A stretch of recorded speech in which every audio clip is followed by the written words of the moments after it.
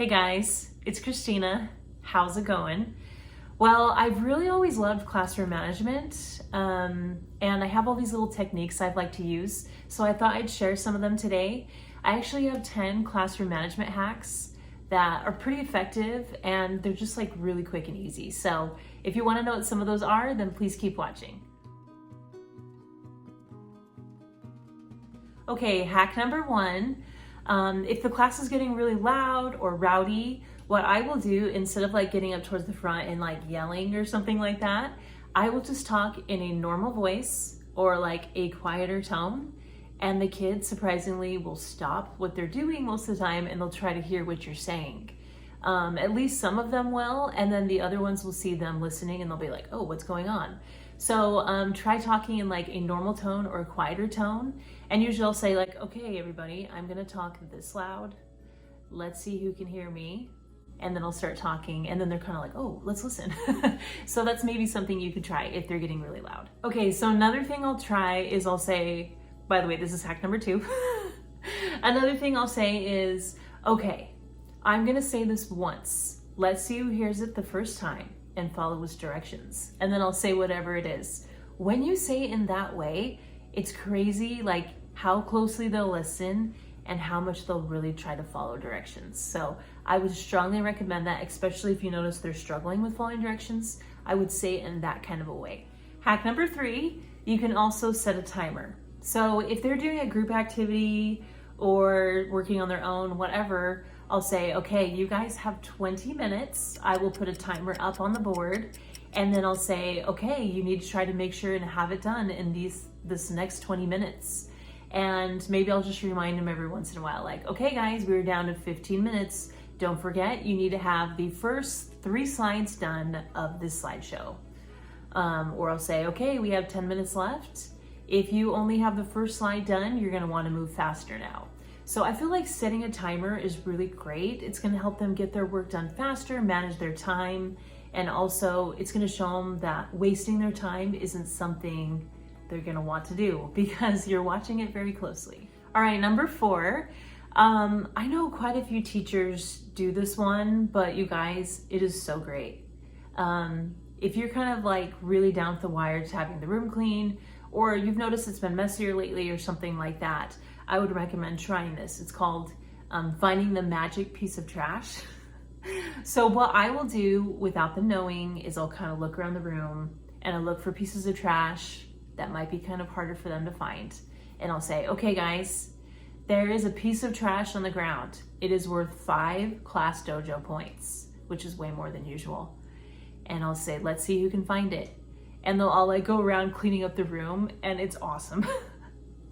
And they're like cleaning it, and if they don't find it, I'll just give them like little tips. I'll say, okay, this piece of trash is not on the ground. It's actually somewhere on the counter. So they'll clean up the counters and stuff. And then if they find it, then I'll say, okay, the next piece of trash is now worth 4 points.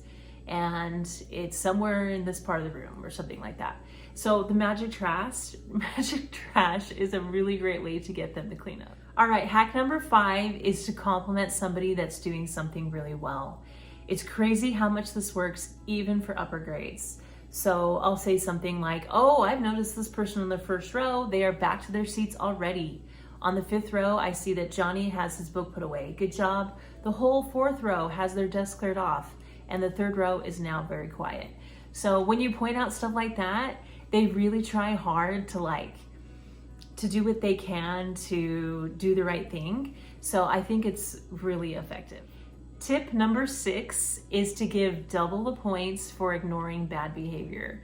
So I think it's really great, especially in upper grades, to have the kids help each other instead of like making things worse for each other. So like maybe somebody's being really goofy, or they're like calling out too much. Their friends might think it's funny, or they might like chime in and stuff like that. So if they're helping each other, I feel like it's going to be a lot more effective. And so I'll tell them, okay, if I notice that somebody is ignoring bad behavior, they're gonna get double the points. So I'll say, for example, if somebody's talking to you and they're not supposed to be, if you just turn towards me and just listen to what I'm saying, they'll most likely stop talking. Or I'll say, if somebody's talking to you in the hall, just go like this really quick and they'll probably stop. when I train them to do things like that, I feel like they help each other and they're not like feeding into it more and making it worse. Tip number 7, you could use music as a way for like transitions.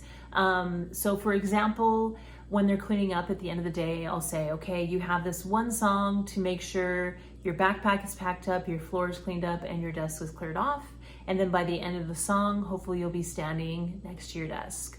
Or I'll say, okay, you need to get your stuff for science and you need to have it all set up and ready to go by the end of the song, something like that. But I feel like using songs, especially songs they're familiar with, is really great because it'll help them time themselves and to move things along during transition time. Tip number 8, I feel like playing some kind of focus music in the background is really great for them, and I feel like it really helps them to stay focused.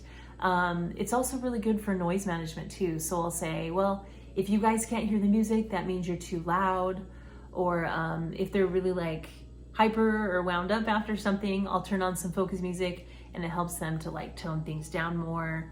And I don't know, I feel like it's just kind of nice having that background sound too. So I think if you haven't been using focus music, there's a lot of really great focus music playlists on YouTube, or you can play classical or piano music or something like that. I've also played like guitar music and the kids really love it.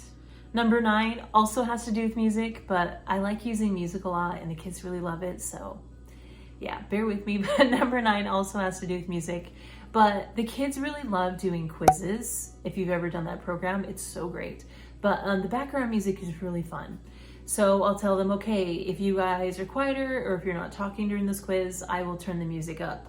But if you guys start talking or you're like getting out of your seats a lot, whatever, then I'll turn it down little by little, like the louder they get. But I'll say, if you are quieter, I'll turn it back up. So I think like using the volume also helps too, especially if it's songs they're really enjoying, maybe for like a project or something like that. It's just like a little incentive for them to be following directions and do what they're supposed to do. Number 10, this might seem kind of like a silly one, but the kids love it.